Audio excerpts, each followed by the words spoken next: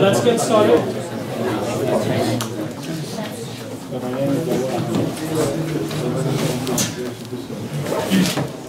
Alright, so we're trying to get to a couple of topics on Gaussians and linear regression today.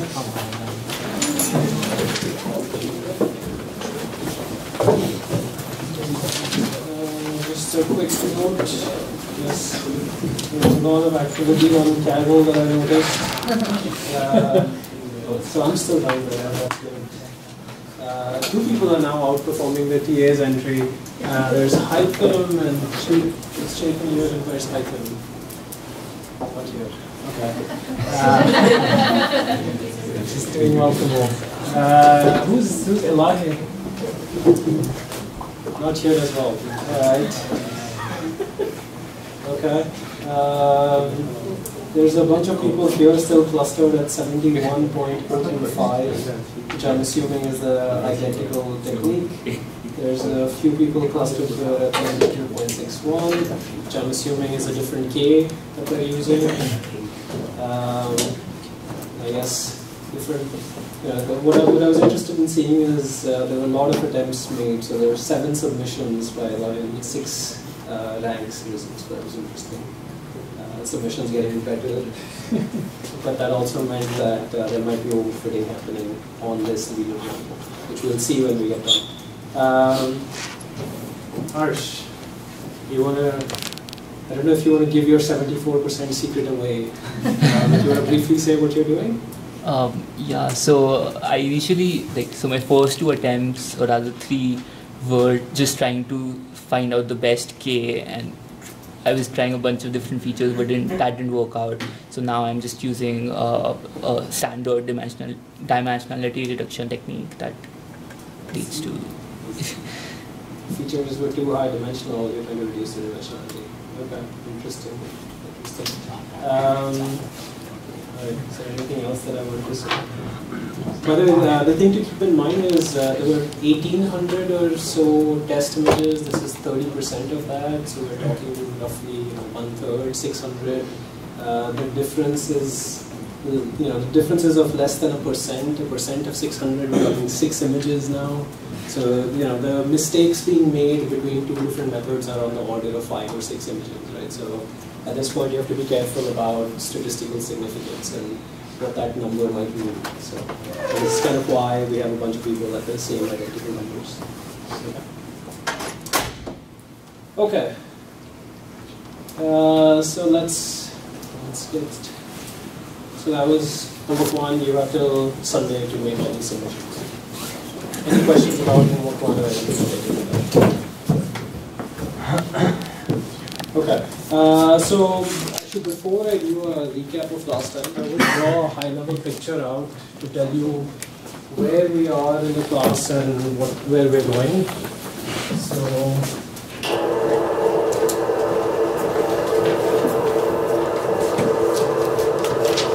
the essential thing to keep in mind is, so what did we do last time? And what we're doing today versus next few classes.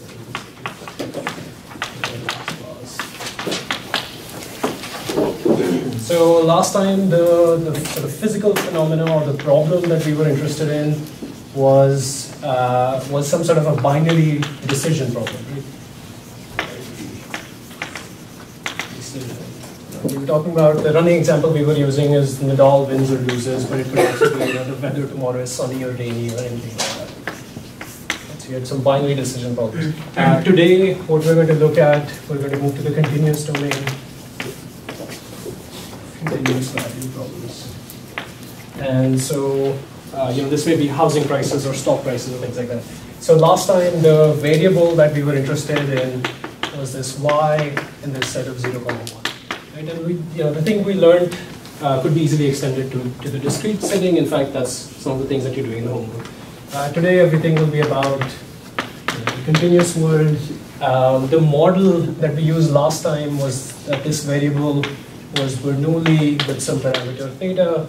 Today, the model that we will study is that this is our old friend Gaussians. anytime you move to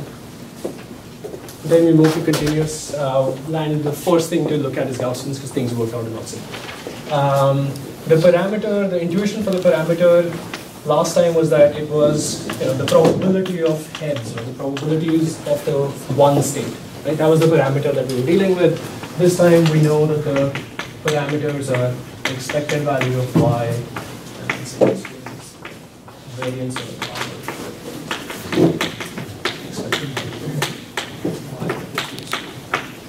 Right, so the meaning of parameters are different.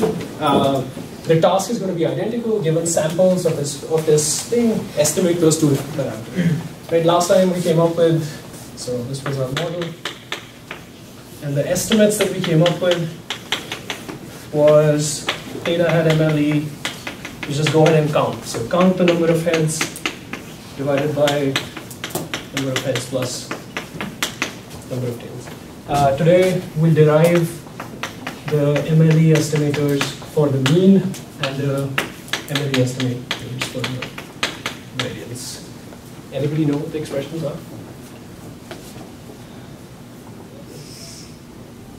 Gaussian distribution, maximum likelihood estimator, X bar. Sorry? The mean X bar. Yeah, sample mean. So given a data set, just go ahead and average your samples. Turns out, as we argued, that the maximum likelihood estimators are often natural estimators in some sense, right? This is sort of the most natural estimator that you can come up with. If you're given a data set, just average those points. That's going to be an estimate of where the mean of the entire distribution lies. And something similar can be derived with the variance. It's going to be yi minus u.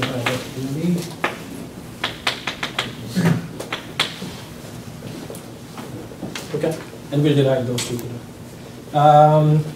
When we went to, this might be problematic.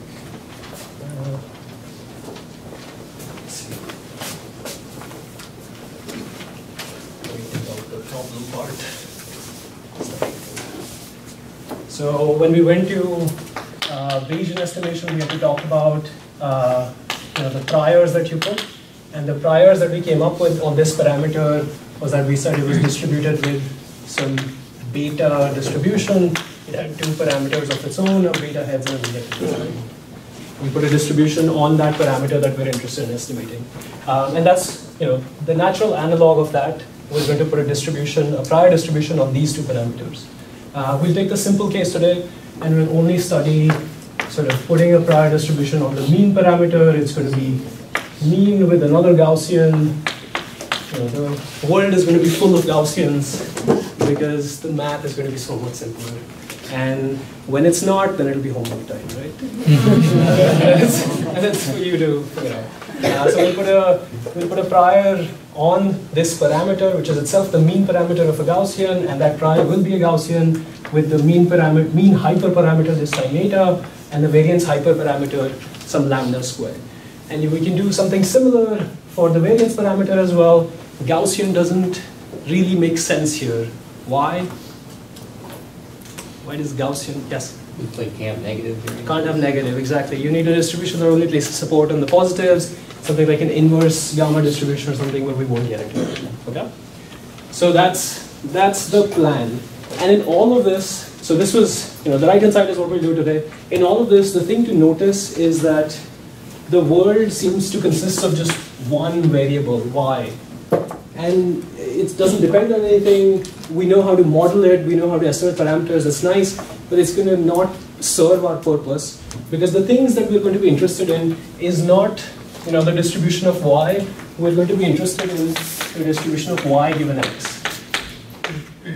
This is what we're going to be interested in later. When y is discrete, this is going to be a probabilistic classifier. When y is continuous, this is going to be a probabilistic regression algorithm. And so what's going to happen is that these two columns are going to remain essentially the same, except I'm going to say that it's not that y is distributed with Bernoulli, it's y given x is distributed as Bernoulli of theta x. So the mean, so the probability of class 1, that number will just depend on what did you observe. So if we observed a particular set of symptoms in a patient, that probability will be different for this patient as opposed to others. Right? And it'll be something similar here. Y given x equals certain x will be distributed as mean parameter x and variance parameter x. Right? It's just that notationally this is going to be a lot more cumbersome, and we want to relegate that to the next class. So today we'll talk about just estimating the distribution y. That makes sense? But this is where we're going. When we do y given x, this model, in the next few classes, this will be called a logistic regression model. And despite the name, despite having the word regression in it, it's actually a classifier. And this model where y given x is a Gaussian, this will turn into a least squares regression model.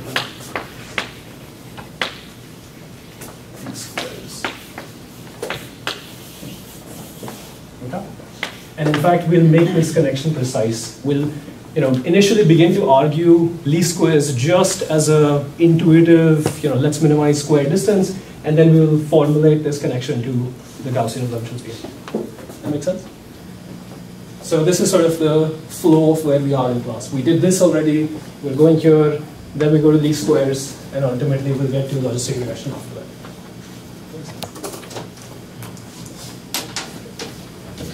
All right, so let's get this back.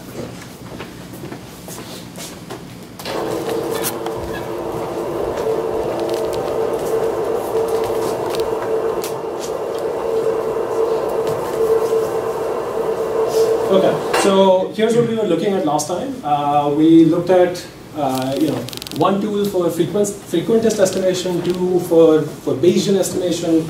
The coin toss example, what we said was we derived that the frequentist estimator was just count the number of heads divided by number of heads plus tails. We used that estimator and the likelihood function to actually introduce a concept of sufficient statistics. We told you, if there is a function and when you can sum up those functions over two different data sets and that leads to the likelihood functions being identical, that's when that's a sufficient statistic. We introduced a prior distribution on that parameter. This was the beta distribution. It's a density function between 0 and 1. Depends on these two parameters. Based on their values, you can bias it towards one end or the other. You can change it from being a flat to a unimodal. You can actually get a bimodal distribution as well, peaked at the two ends. And we derived last time that the posterior is nicely conjugate. It's still a beta. The posterior mode we can derive on the map estimator. We can derive as this. And what we had argued was, look at this number, beta heads. That's the constant that you fix in the prior distribution, right? And as you get infinite data, which means the number of heads you observe in your data set and the number of tails you observe in your data set, the amount of data set is going to infinity. You will forget your prior, right? Those numbers will matter less and less. Here's an illustration of that forgetting of priors type of idea. On the x-axis here, the number of samples you're observing. So it goes from 1 coin toss all the way to 100 coin tosses. On the y-axis, you start with 0 data. 0 data means at this point, your estimator is essentially beta heads by beta heads plus beta tails minus 2, right? So this is where you're starting from. So these are your priors. Your priors can be, I believe this coin will never land the heads, or in this case 0.6, but it could go anywhere higher, right? You're starting from many different points, but as you get more and more data, you're converging to the same value. As your data set size increases, you'll get to the same. So this estimator is a consistent estimator. With infinite data, it'll get you the same, the true estimate. That makes sense? All right. And we sort of showed you, this process of prior likelihood function posterior. Let's see. So what we had also told you was that this is just one estimator, right? That's the full posterior. It's another beta distribution with these two parameters. Instead of picking the mode of this posterior, which is the map estimator, the true Bayesian estimation process would be that you don't actually make any decision. That if you need to perform something, so f of theta can be, I know the bias of this coin. Now should I bet money on this casino or not? right? And so my payoff depends on how biased this coin is. If I'm going to bet 1 and this coin is biased towards 1, I'm going to win a lot. If I'm going to bet 1 and this coin is not biased towards 1, I'm going to lose a lot. Here's the expected winnings that I can get. This is what do I believe about this coin times what is my payoff if my belief is correct, and integrate that out over the entire space of thetas. Right? So here you're refusing to make a decision about theta. Right? The map estimator computes that posterior, then picks the highest value and then says, here's what that coin is. The full Bayesian estimation idea is that you refuse to make a decision about this. You're integrating out the effect of all possible coin prior values. Not prior, but coin bias values. Does that make sense? Right? And often these integrals are going to be difficult to compute, which is one of the reasons why sort of Bayesian statistics is often dealt with approximating large integrals. Right? This is just one parameter. If you had 10 parameters, this would be multivariate integration here, and you sort of have to reduce yourself to sampling that integral because you can't compute that integral in closed form. Does that make sense? So another method would be to just do f of theta map. Yeah. Yeah, analog method would be that I actually, I know what this coin is, and I just decide based on the value of f of theta map what I'm going to capture here. Okay, so this was all last time, and this was all about a two-sided coin. What if you have a k-sided coin, also known as a die? The likelihood function here, you have to sort of generalize the likelihood. Prior, the likelihood function generalizes to a categorical distribution. You've already met a categorical distribution. This was the simplex, right? So now theta is not a number; it's a vector. Right? Theta is representing the probability of the one state. Now you don't have two states. We only needed one parameter because there were only two states, right? Now this is the over-complete representation with three states. You actually have three numbers: theta 1, theta 2, theta 3. They all sum to 1, and that's why, and they're all positive, and that's why any point on this simplex is a valid distribution. Right? This is a categorical distribution. You can write down the likelihood functions. To do map estimation, you need priors on theta. This is what you're dealing with in your homework. So the beta distribution can be generalized to something known as the Dirichlet distribution. The beta had two parameters because the coin was two-sided. This has k parameters because now it's, the random variable y is taking k states. So there are k hyperparameters here, and the prior actually looks quite similar. But it is a generalization of what we were talking about. What do these things look like? Here's what they look like. So let's see. So this is a three-dimensional picture. Every single point, this is a simplex, and what I'm showing here is a mass function, right? So this is a distribution on the simplex, right? How likely are you? So the center point is 0.5, 0.5, 0.5, 0.33, 0.33, 0.33, and that's extremely likely under this. So let me show you.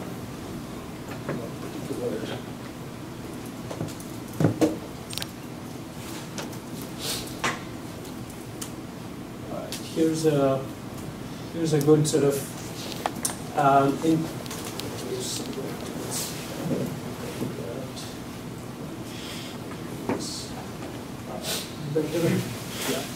All right, so here's that simplex that we talked about, right? These are the three numbers. In beta distribution, there were two numbers. Right now, they're all set to 1, 1, 1. What happened when you set 1, 1 in a beta distribution? You got a uniform distribution. That's what this is indicating. It's all green because the heat map is completely constant. As I bump up one of the numbers, the heat map shifts. Now on the simplex, so this is a visualization, right? The density function is heavier here and lighter here because that's the number I bumped up. So you're more likely, if you were to sample a point on this simplex according to this density function, you're more likely to reach a point here, which means it will be a three-dimensional probability mass function with heavily, focusing on one of the states. Right? So, and this is showing you the marginal probabilities in each of the three states, and that's what this is saying. That what did I do? I bumped up one number. So yeah. So two of the states are unlikely, right? The things are focused towards 0. They're extremely unlikely to go to 1, but one of the state, the mass has bumped towards 1. Right? I can keep bumping this number up, and what you notice is that where did it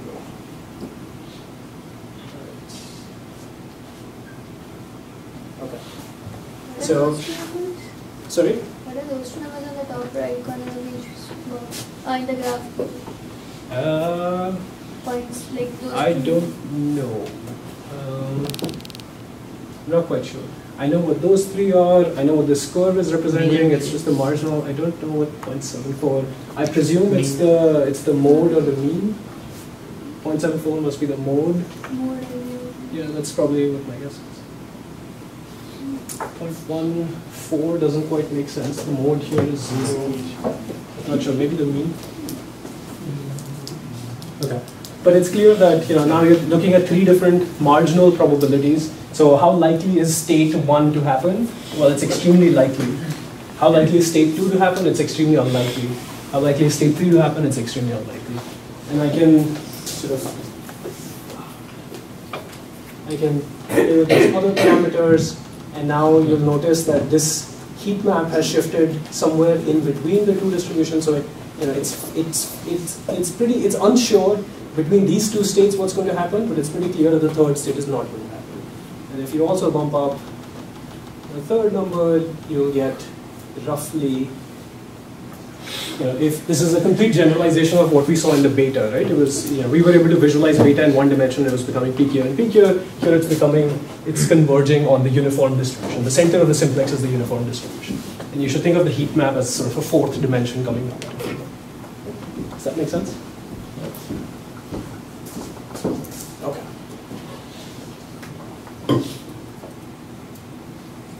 All right, so that was that. And similar to the beta distribution, we have nice sort of closed form expressions for where the mode is going to lie. I believe this expression only holds true if the numbers are greater than 1, and then it's a unimodal distribution. Otherwise, the expression doesn't hold. But we also have expressions for the expected value of those things. That makes sense? All right, and because this is a distribution on theta, we can sample theta from this distribution, right? Just like there are uniform random number generators, there are Gaussian random number generators. This is not a number generator, but a sampling. Each one of these figures is a sample from a 5-dimensional Dirichlet, right? This is one Dirichlet with the hyperparameters 0.1, 0.1, 0.1, 0.1. This is another Dirichlet with 1, 1, 1, 1.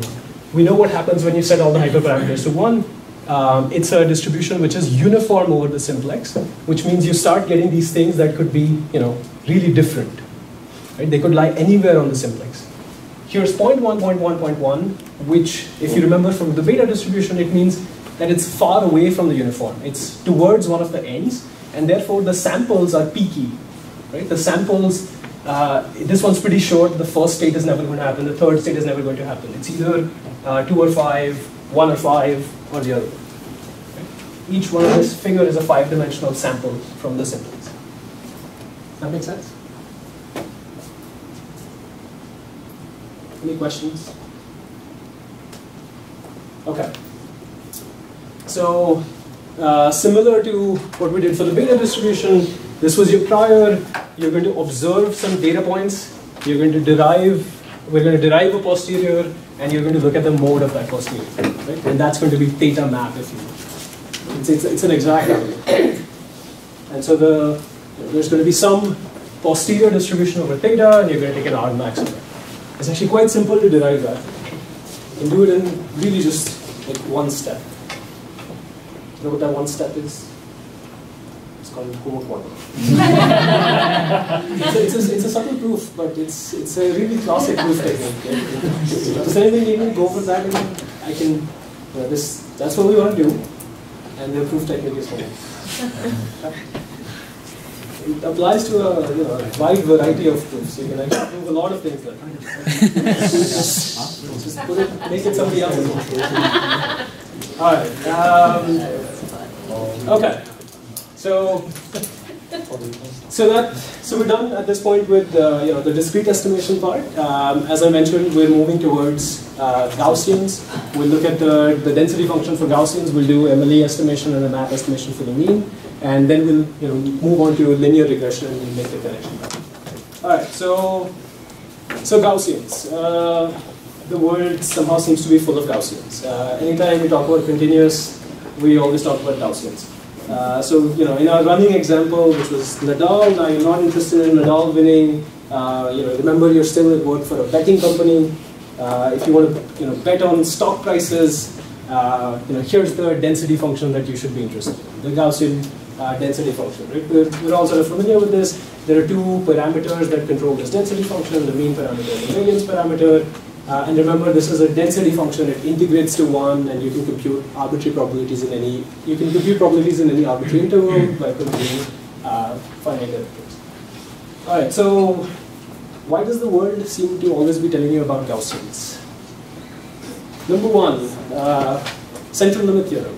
Right? That's one of the reasons why every time you try to study continuous random variables, Gaussians come up. We already showed you an application of central limit theorem, the idea that you have a bunch of IID random variables, and the sum of those random variables tends to approach Gaussian for large n. We already showed you that this has implications in computing distances in high dimensional spaces. Right? Remember that from the nearest neighbor lecture. Here's an interesting figure. Anybody know what that is? What is this? Some game. What's the purpose of the game? So there are some pegs, a ball is dropped from the top, ultimately lands at the bottom. Do you really know what does it do? What's the point of this? You pick in which one Not quite. So it's a demonstration of central limit theorem actually. This is one of the earliest random number generator, if you will. Right? This generates a random number. There are pegs at the top. A ball can either go left or right. There are layers of the pegs, so there's a few different choices that are made. You either go left, right. You sum up those choices, and at the end, central limit theorem kicks in, and so the density function sitting here has to look like the Gaussian. And it just has to. That's where it's the physical demonstration of the central limit theorem. That make sense? And where the ball lands, what bin the ball lands in, is essentially controlled by what are the choices made along the way. There's far more choices that lead to this state than any of the extremes, and that's where the Gaussian. Okay, some other reasons why we're always studying Gaussians. The math is easy, that's nice. They're closely related to squared loss, and that's what we'll see in the regression lecture. And mixtures of Gaussians are often sufficient to approximate many distributions. So often it'll feel like Gaussians are unimodal. How can we make assumptions about the data distribution being unimodal? If that's not enough for you, 3 Gaussians, 4 Gaussians. Right? With enough sufficiently large number of Gaussians, we're going to be able to approximate a large number of distributions. Does that make sense? Okay. All right, so let's do this. So a couple of things that you should know about Gaussian random variables, that affine, they're closed under affine transformations. You can take a Gaussian random variable, multiply it by a scalar, add another scalar, and that still leads to a Gaussian random variable. And sums of independent Gaussians have nice little relationships so that you can essentially add up the various parameters. Right? And these are easy things to do. All right, so let's go to the thing that we're interested in, which is learning the parameters of the Gaussian. So the setting is exactly the same. You're given a bunch of samples. It's coming from a Gaussian. There may be, for example, the exam scores. The ideal student is distributed according to a Gaussian. Why? Because the world is Gaussian. If we've taken enough lectures, ultimately you become a Gaussian. And what we'd like to estimate are these 2 parameters. Okay, so let's grind through the math of that.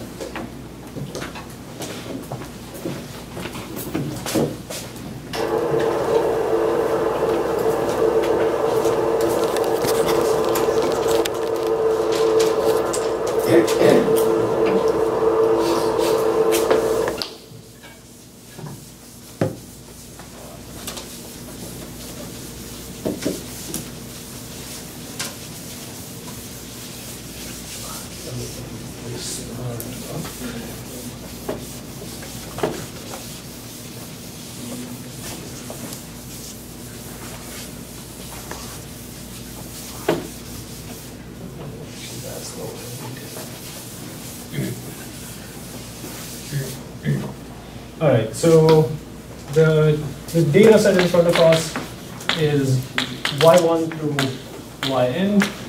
The model assumption that we're making, the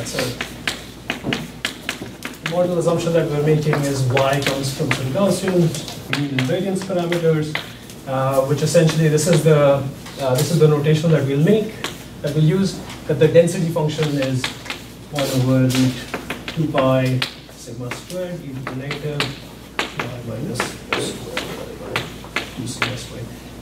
In statistics, often what is done is the notation that is used is f of y for the probability density function, and capital F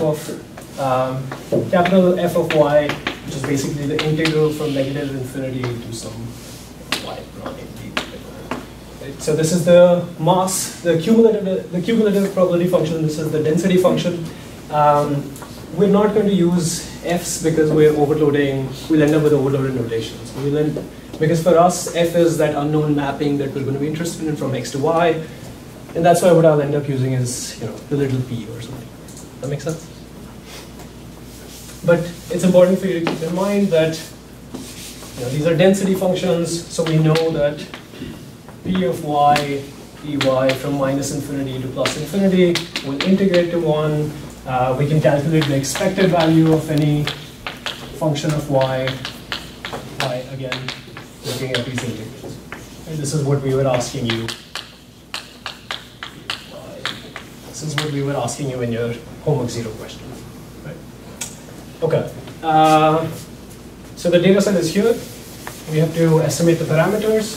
Let's just recall the definition of MLE. So mu hat MLE comma sigma hat is equal to argmax of mu comma sigma of the log. If you remember, we wrote log likelihood of mu comma sigma. Actually, this answers a question that was asked last time. What if we don't have one parameter that we're estimating? What if there are two parameters that we're estimating? And the argument is going to be, it doesn't really matter. That one-dimensional function, likelihood function, now becomes a two-dimensional function. You're going to take, partial derivatives with respect to both these variables. You're going to end up with a system of equations, not just one equation. Okay? All right, so in this case, let's see. This is probability of data mu comma sigma, and this I can write as product of I from 1 to n. So log product of PDF values of yi, right? The ID assumptions, the things are factorizing. There's the product, log likelihood, because that's what we're maximizing, because log is a monotone function. This log and product can be swapped, so I can write summation of log probability I from 1 to n. Right? And I can sort of just go ahead and plug in what that will end up looking like. So I'll have, let's see, 1 through n of negative yi minus mu squared by 2 sigma squared minus half log 2 pi sigma squared. Okay? This is just so far just the definition of the log likelihood. Just plugging in the various terms. Right?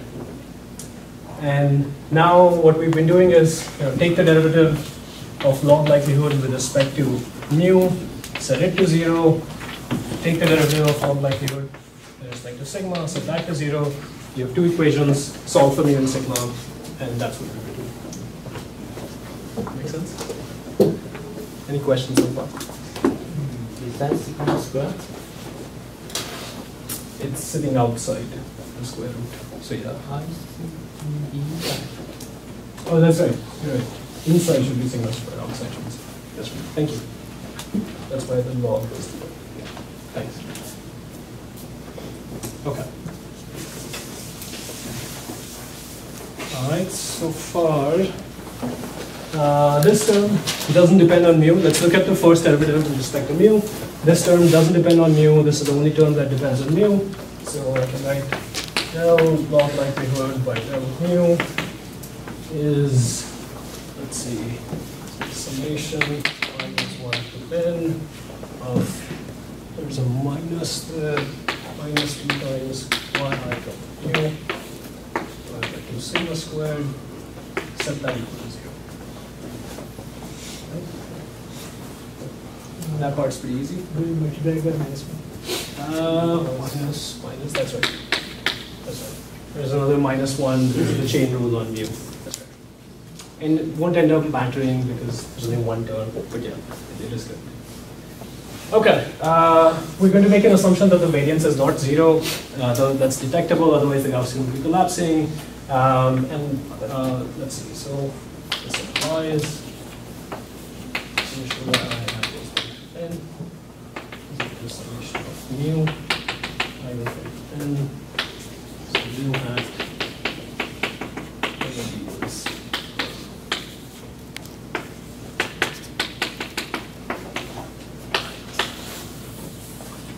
that make sense? Just simple crunching through the first derivative, this term, multiplied by 0, we assumed it wasn't 0, just separated out the top into two different terms. Mu hat MLE is the sample average. This right here is the sample mean, and this is your estimator of the mean parameter. This is often a source of confusion because people use imprecise language.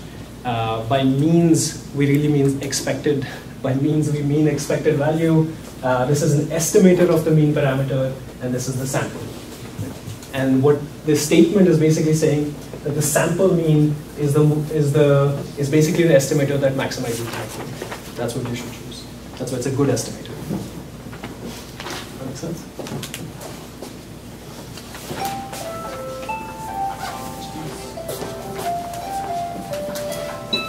All right, let's give it a minute.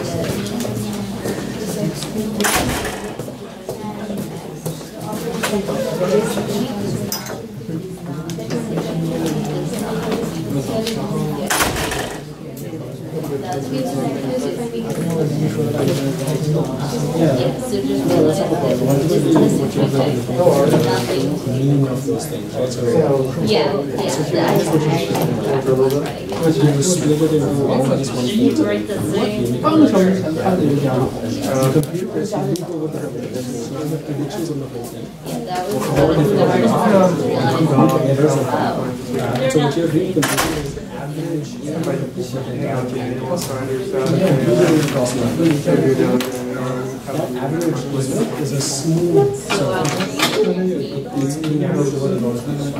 If you had averaged a small Oh, so all on Friday. Yeah.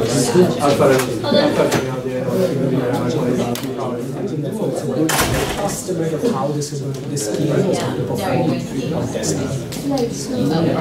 Yeah, I just know where it is, and it's just like epic failure. Let's hear it. Let's hear it of your data set. Let's hear it of your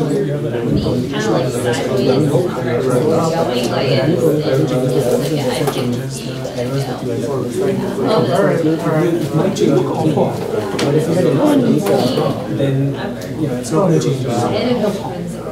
So what you do is you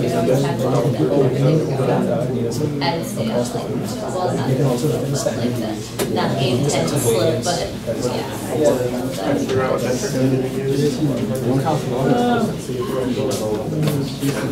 Okay, let's let's restart. So we've just gone through this particular derivation. We've computed the mean. It's the second one, and that's similar sort of reasoning. Here's the first term. Let's see, summation of functions 1 to n negative yi minus rho squared divided by 2 times minus 2 by sigma cube. That's just chain rule on the first term. Chain rule on the second term, what I get is minus n over 2. I'm just taking the summation out times 1 over 2 pi sigma squared times 2 pi times 2 sigma. Just a whole bunch of chain rule. The summation is taking the half and becoming n over 2. Log is 1 over 2 pi sigma. 2 pi comes out, sigma comes out. And I'm just going to proclaim that if you crunch through the math, this will end up being 1 over n yi minus mu hat.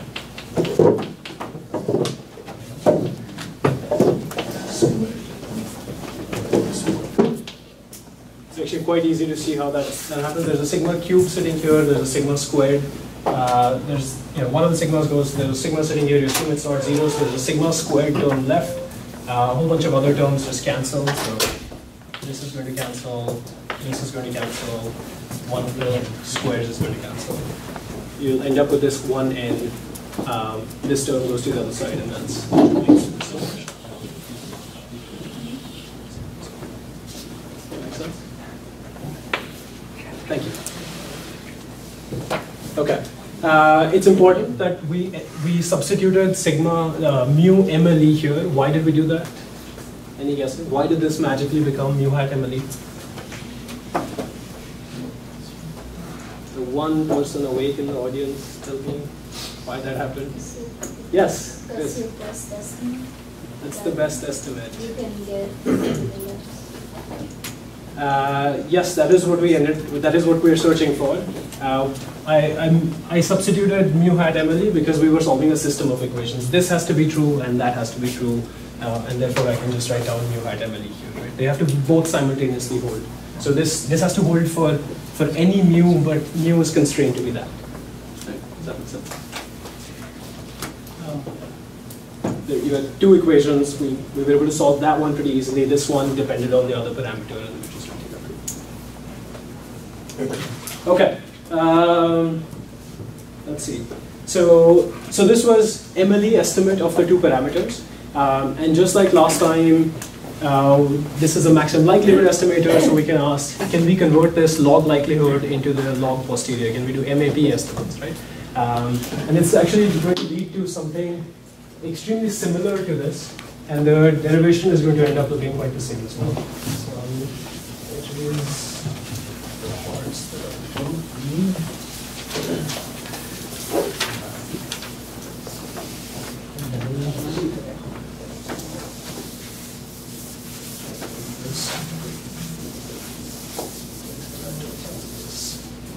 All right. In order to make my life easy, here's the assumption that I'm going to make. I'm going to make the assumption that sigma is constant. You're not trying to estimate this. It's an unknown constant, but it's a constant. That's an assumption that we're going to make. And I'm going to put a prior distribution on just mu with hyperparameters eta and lambda squared. Right? This is also going to be Gaussian, which means that the PDF of mu given eta comma lambda, I can write that as the standard 2 pi lambda squared minus eta squared. That makes sense? So I've just put a prior on this. These are hyperparameters. They are also fixed. They're not varying. So it feels like in order to estimate one parameter, we just added two extra parameters that we now have to set and control. This is going to be an intuition. The intuition here is that, here's what the distribution of mu looks like. On the x-axis is mu. This is the mean parameter eta, and the spread is controlled by the lambda square parameter, right? This is what the Gaussian density function for mu looks like. And what you're basically encoding is prior knowledge. So if you think back to some example, let's say you're trying to measure heights of people or something, right? Or you're trying to measure, why was scores according to some exam. If I have some prior beliefs about where the mean score should lie, then that's what this parameter is indicating.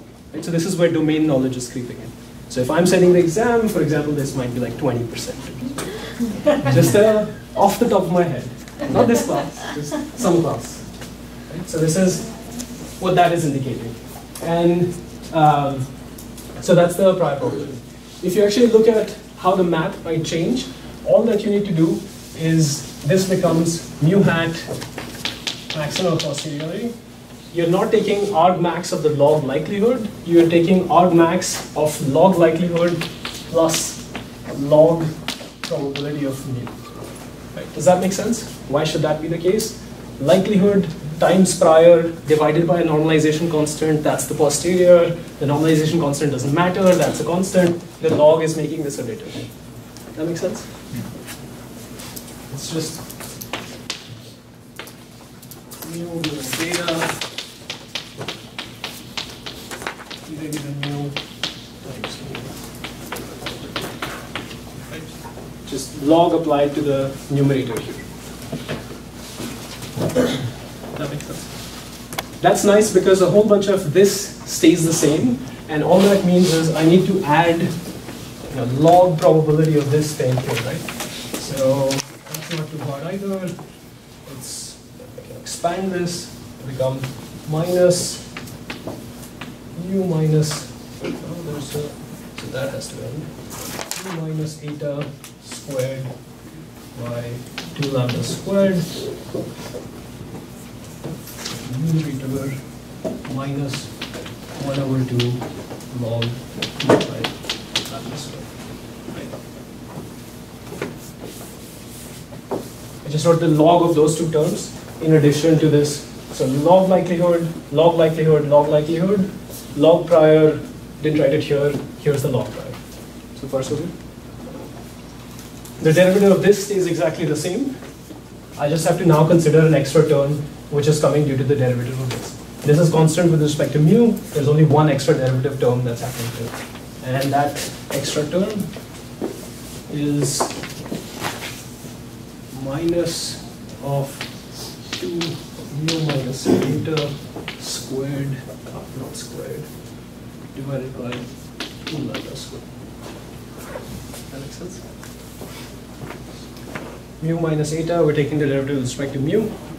This is a constant with respect to mu, and that's the extra term in the derivative set. Right? And I'll set that equal to 0, and I get another expression for mu MAP. It's going to be an ugly expression, but actually quite an intuitive expression. It's going to lead to quite reasonable looking values. What can I raise? I'm going to write it in the center so people can see. Rid of this.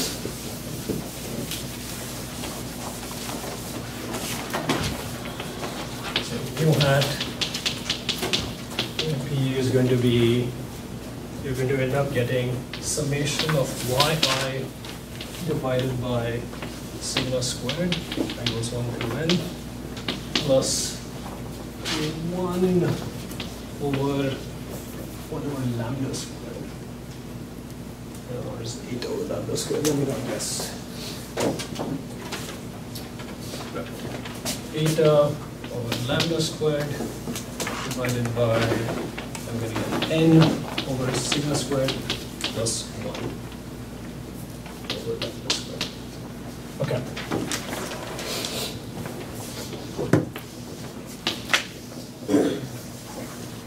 Looks really ugly, but it kind of, anytime you derive, this is a trick that you often learn once you do these complicated derivations and it leads to something. How do you know if it's, does it behave correctly? Does it sort of smell right, if you will? How do you know if this sort of feels right or feels wrong? One thing you can check is, I can try to vary this sigma parameter, right? This lambda parameter.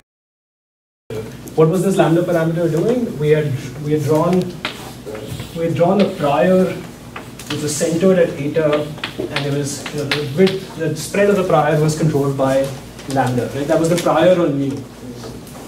So if this spread, if lambda is approaching infinity, what does that mean? Uniform. Nearly uniform, that's right.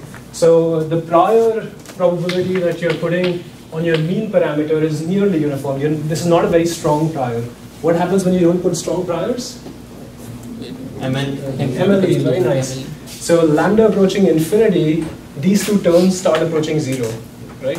What happens here? Sigma cancels out and you actually get the MLE. Right? This term approaches 0, this term approaches 0, sigma's cancelled out, this approaches mu hat MLE. That makes sense? Okay, that direction sort of works correctly, right? It's doing the right thing. Here's the other direction. What if it's not nearly uniform? What if it's really peaky? What if your prior is extremely strong, so lambda is converging to 0, for example? Right? You're essentially putting a delta function here, and you're extremely confident that your mean is going to be around this value. So what should the posterior estimate be? Prior. Essentially, it should give you back the prior. So does that happen here? So not directly, we can't actually substitute 0 in here, but you go ahead and you multiply and divide by lambda squared, right? What do we get? This term, these terms vanish. These terms, there's only eta that survives, right? So it converges to eta. Lambda goes to infinity. Lambda goes to 0. Right? So your posterior estimate is centered at where the prior mode was if your prior is really strong. So it's kind of behaving correctly. This is what you'd expect to happen. That makes sense?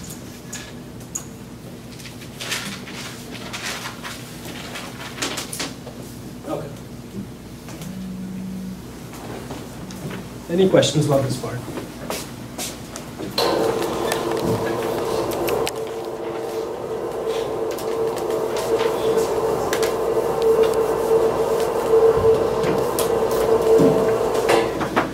All right, so this is kind of what we did, right? We considered a mean distribution, wrote down the likelihood or the log likelihood, cranked through the math, worked with the derivatives, and basically just ended up, setting the derivatives to 0, ended up deriving the MLE estimators for mean and sigma. The Gaussian prior in this case, interestingly, is also the conjugate prior for the mean. This only happens if the variance is fixed. You can do a similar derivation for the variance if the mean is fixed with an inverse gamma, or if you're doing a multivariate distribution, something called the Wishart distribution. We will not get into this, but you at least know the feel for how this is going to be, right? Here's the prior that you wrote down for the mean. You would write something similar for the variance, and you sort of end up deriving with an extra term on the variance. So just like log likelihood plus log prior, there will be another log prior term here on the variance parameter. That makes sense? Okay, so why did we do this? The reason why we did this is because we're moving to regression. We are fitting continuous models on this one variable, and that's not what we're interested in. What we're going to be interested in is predicting one continuous variable given some other variable. Right? So that's going to be the idea of regression. You've already met regression before. This was a non-parametric version of regression, which was nearest neighbor regression, or just interpolation, right? You're given a bunch of data points. This is x, this is y, and for each value of x, you just find the nearest neighbor, and that's the value that you copy over, right? It leads to Batra functions. This is what interpolation does. This is 1D interpolation. You take an image, you try to upsample it. It does, nearest neighbor interpolation in the 2D space. That's interpolation. So this was a non-parametric way of doing it. What we're going to do today is look at parametric ways of doing it. What do I mean by parametric ways of doing it? We're going to assume a family of mappings from the input to the output. Right? And this particular, the first one that we're going to consider are linear mappings. So my output is some linear function or affine function of my input. Right? So in this case, I'm given a set of data points. They represent some one thing that I'm measuring, the square footage of a house. On the y-axis is the price of house. These are the only things. If I'd done one nearest neighbor interpolation type fit, I would have gotten a bumpy thing. Except now what I'm going to do is I'm going to assume that the mapping from x to y is linear, so I'm going to search for a line that best fits these data points. Does that make sense? This is at training time. The output of the training time is going to be a one particular line. That's a parameter in your model class. So your model class are all linear mappings. The output is going to be one particular line or a weight vector, and you're going to use it at test time to make predictions about a new point. So these are going to be, for example, the errors that you're making on the training data, and you're going to use, given a new point, you're going to find out what the line predicts its value should be, and that's your prediction of the test point. Right? The test point may lie somewhere here, and that's the error that you're going to pay, that's the loss. Does that make sense? Okay. So let's just write down our notation so we have that.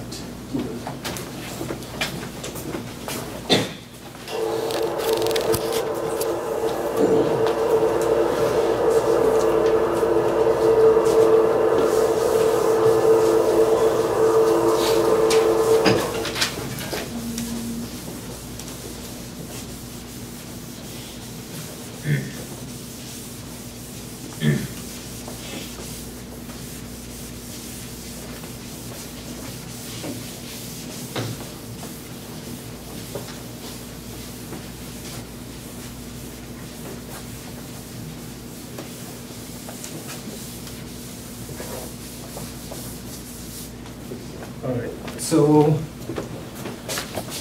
we're going to do linear regression. So your input is going to be in some d-dimensional space. Your output y, let's say, is going to be a one-dimensional space for now. In your homework, you can generalize it to multi-dimensional regression as well. And the model that you're going to use is going to be this linear model. So y hat is some w0 plus some w1 times x1 all the way till, this is a d-dimensional space, right? So plus wd of c. Right? So some linear or affine relationship between the input features that you're measuring. This may be the square footage, this may be something else about the house. You take some linear values, and that's going to predict the output that you get.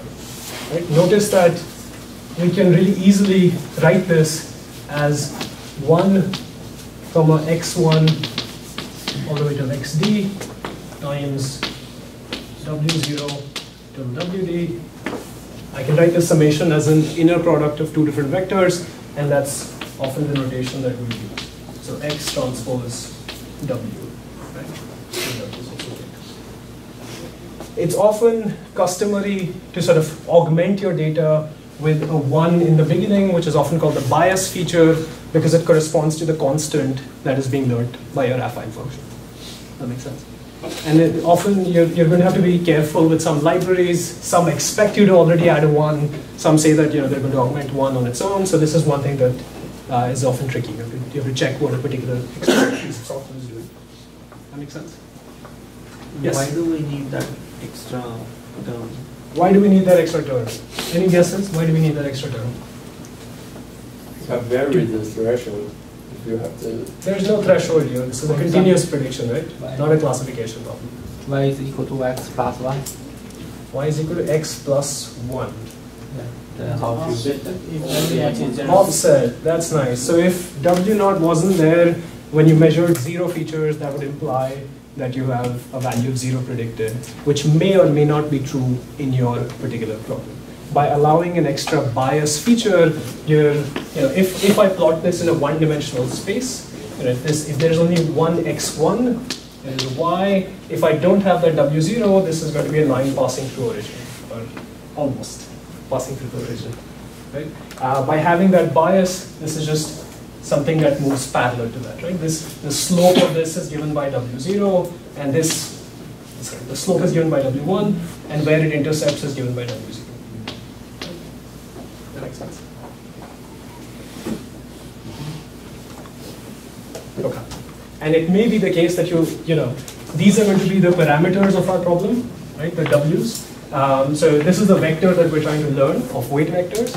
It may be the case that it might actually learn 0 or nearly 0 the first bias feature, right? In which case, you actually do have a relationship that's passing through the region. It's not necessary. Okay.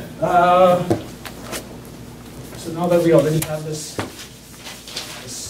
figure in front of us, here's the kind of plot that we were drawing. You're given one data point here, one here, and any particular W transpose X is going to be a particular line. Notice that if I map back to my picture where this was model class, what does model class here mean?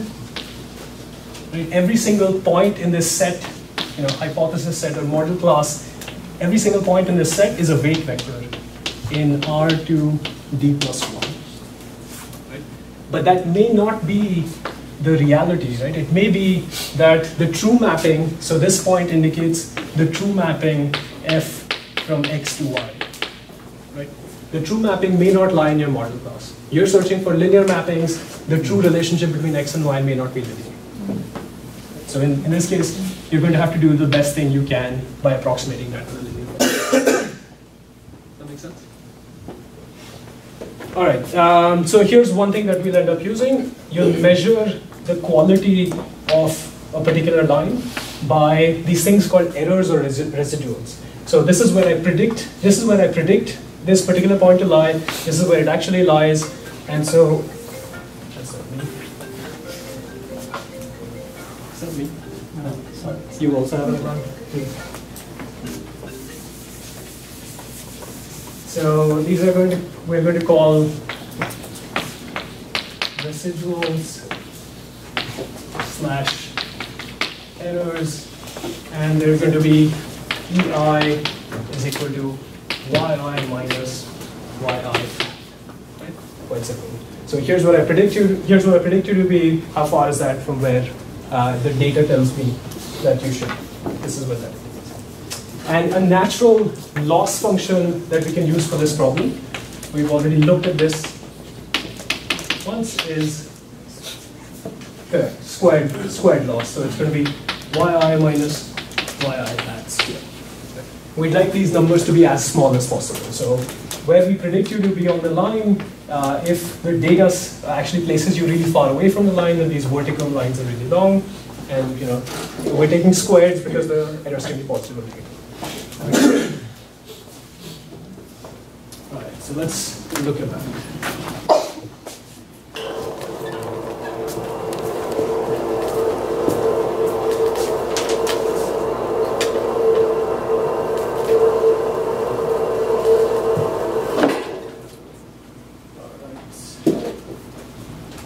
So here's what this looks like. This is the data set in front of us. This is one-dimensional data. This is the y that we're trying to predict. Right now, this line is basically the average y value of these points. Right? So that line has slope 0. So it's just y hat is equal to 0 times x plus a w0. Right? And that w0 is this intercept, which is the mean value. You can look at here are the residuals. Here are where you predict this. This line represents all your predictions, and so here are the errors that you're currently making on all of these training data. Right? And we can look at residual sum, absolute value, and square sum. So this is the sum of these absolute errors that you're making, and this is the sum of error squares. And here is, for example, notice that this is a particularly bad fit. This is 1300, right? As I can try to make that better or worse. Here's my handle at optimization. Looks like 1100, can't go below 1104, right? So this is how well that's doing. Here's the least squared fit line. This particular line is minimizing the sum of squares to these points, right? So it's, as I try to vary this, these numbers only go up. So it becomes like 660, like 1000, 200, and the minimum value, for example, that you can achieve is 168. So sum of these squares is minimized by this number. That makes sense? Any questions about that? All right. So this is all for 1D input space. You can think of measuring a two-dimensional input and trying to predict this y, in which case the thing that you're trying to predict becomes a plane, right, and ultimately a hyperplane. And so all of those residuals are still projections onto this hyperplane, and you're measuring the length of those predictions squared. Does that make sense? All right, and so here's the loss function that we are going to work with. What we wrote was squared loss, but this is summation or average of the squared loss. So this is where you predict, this is where the data set says the value should be, and this is what you predict, right? This is your linear function. And notice, you can expand it up. This loss function is what you would like to minimize on your training data. You'd like to learn W so that this objective function is as small as possible. And that's what we're going to work with. But let's look through, let's work through.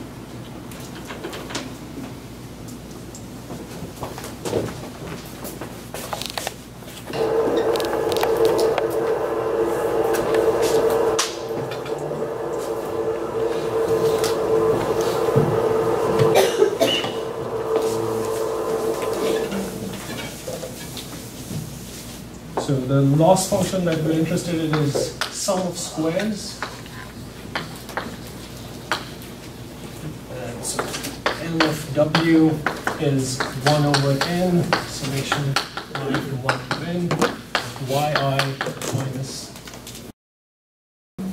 xi transpose W squared. And this is just the residual squared. One thing that we're going to do is we're going to write this in matrix notation, which is going to make life a lot simpler once we start differentiating these things. So, I'm sorry? yi hat. This is ground truth. This is yi hat. So this thing right here is yi hat. Yi is what is provided in the data set. So this is ground truth. This is your prediction. The difference between that and square. Here's a particular matrix notation that will make life easy. What I'll do is I'll call this matrix X, where I will store on each of the rows the ith data point. And so this is the first data point, the second data point, and the nth data point. This matrix is going to be of size n, and I'm inconsistent in small versus large n. But n, the number of samples are the rows, d, the number of dimensions are the columns. That makes sense? Why did we do that? The reason why we did that is now if you stack up the w vector, which is going from w0 all the way till wd, actually let me say d plus 1, right? So there's a bias column sitting here. This matrix vector product is, so this matrix vector product is giving us another vector of all the predictions. Okay? Row times column is giving us all the xi, x1 transpose w's all the way to xn transpose w. That makes sense? So this matrix, this vector is what I'll call capital yi hat.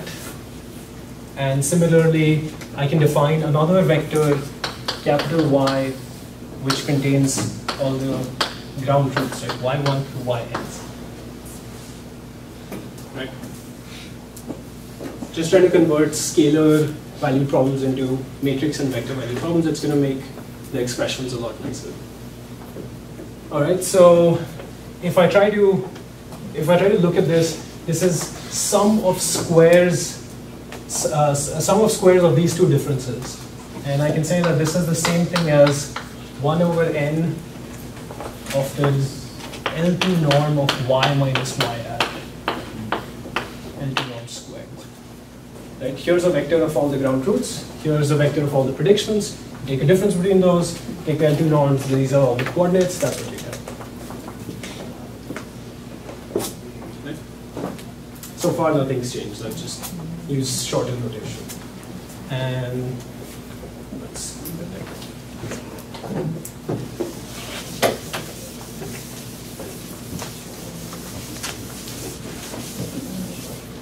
And what we're going to do is that L of W therefore y minus xw norm. X was the matrix, W is the vector, and that's the same thing as saying y minus xw transpose y minus xw transpose times y minus xw. This is the length of a vector squared. That's a vector inner product with some sum. Right? This is going to be y transpose y plus w transpose x xw minus 2 y transpose x. Notice these are all scalar things. We started with a scalar, we wrote it as an inner product of a vector, so each one of these things being added up is a scalar. This is just all the predictions, inner product with your, sorry, these are all the ground truths, all the predictions, and the inner product of those two. Right. And now what your goal is going to be is, this is our loss function. We're going to take vector derivatives of this and set that equal to 0.